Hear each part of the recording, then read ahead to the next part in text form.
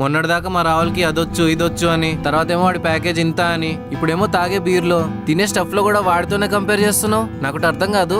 అసలు మనం ఎప్పటి నుంచి ఫ్రెండ్స్? 8 సంవత్సరాల నుంచి. ఆ రాహుల్ గడు వచ్చిన తర్వాత ఆడి గురించి గొడవలు గొప్పలు చెప్పడం తప్ప ఇంకేమైనా చేసావా?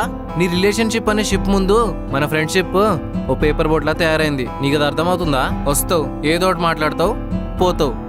అసలు ఏ రోజైనా పాపం వీడికి అమ్మాయి సెట్ చేద్దాం అని ఉందా నీకు? ఊపుకుంటూ వారానికి ఒకసారి రాహుల్ గాడిని తీసుకురావడం కాదు, నెలకోసారైనా లేకపోతే ఇయర్కి ఒకసారైనా ఒక అమ్మాయిని తీసుకొచ్చి సెట్ చేసావా? చెయ్యవు.